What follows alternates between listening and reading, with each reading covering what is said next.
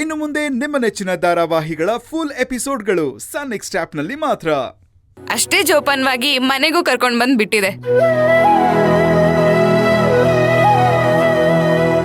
ಖುಷಿಲಾದ್ರೂ ಸರಿ, ನೋವಲ್ಲಾದ್ರೂ ಸರಿ, ಅಕ್ಕಂಗೆ ಒಬ್ಬ ಫ್ರೆಂಡ್ ಆಗಿ ಜೊತೆಲೇ ಇದೆ.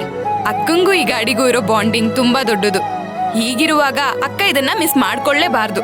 ಇದನ್ ತಗೊಂಡೋಗಿ ಅಕ್ಕಂಗ್ ಕೊಡೋಣ. ಅಮ್ಮ, ರಮ್ಯಾ ಹೇಳ್ತಿರೋದು ಸರಿಯಾಗೇ ಇದೆ.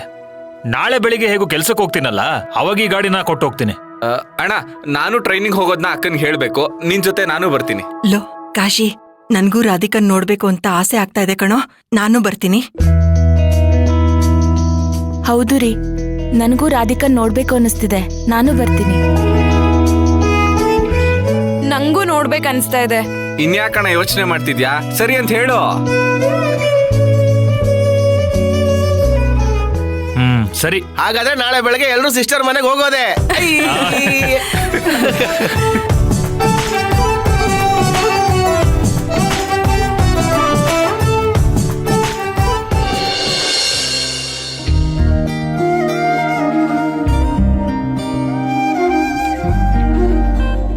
ಗುಡ್ ಮಾರ್ನಿಂಗ್ ಮಾವ.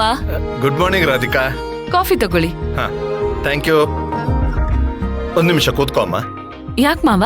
ಕೂತ್ಕೋ, ಹೇಳ್ತೀನಿ. ನಾನು ನಿನಗೊಂದು ನಿಜ ಹೇಳ. ಹೇಳಿ ಮಾವ. ನೀನು ನಮ್ಮ ಮನೆಗ್ ಬಂದು ದೀಪ ಹಚ್ಚಿದ್ಮೇಲೆ ಈ ಮನೆ ನಿಜವಾಗ್ಲೂ ಸಾವಿರಾರು ದೀಪಗಳಿಂದ ಬೆಳಗ್ತಿದೆಯೇನೋ ಅನ್ನೋಷ್ಟು ಬ್ರೈಟ್ ಆಗಿ ಕಾಣ್ತಿದ್ಯಮ್ಮ. ಹಾಗೆಲ್ಲ ಏನಿಲ್ಲ ಮಾವ. ದೊಡ್ಡವರು ಹೇಳೋ ಮಾತು ಸುಳ್ಳಲ್ಲಮ್ಮ. ಮನೆಗೊಬ್ಳು ಸೊಸೆ ಬಂದ್ರೆ ಅವಳು ಬರೀ ಸೊಸೆ ಆಗಿರಲ್ಲ, ಮನೆ ಬೆಳಗೋ ದೀಪ ಆಗಿರ್ತಾಳೆ ಅಂತ. ಅದು 100% ಸತ್ಯ. ರಾಧಿಕಾ, ಚಿರು ಎದ್ದಿದಾನ? ಹಾ ಮಾವ, ಅವ್ರು ಇವತ್ತು ಬೇಗನೆ ಎದ್ರು. ಯಾವ್ದೋ ಬೋರ್ಡ್ ಮೀಟಿಂಗ್ ಇದೆ, ತುಂಬಾ ಇಂಪಾರ್ಟೆಂಟ್ ಮೀಟಿಂಗ್ ಅಟೆಂಡ್ ಮಾಡ್ಲೇಬೇಕು ಅಂತ ಅರ್ಜೆಂಟ್ ಆಗಿ ರೆಡಿ ಆಗ್ತಿದ್ದಾರೆ.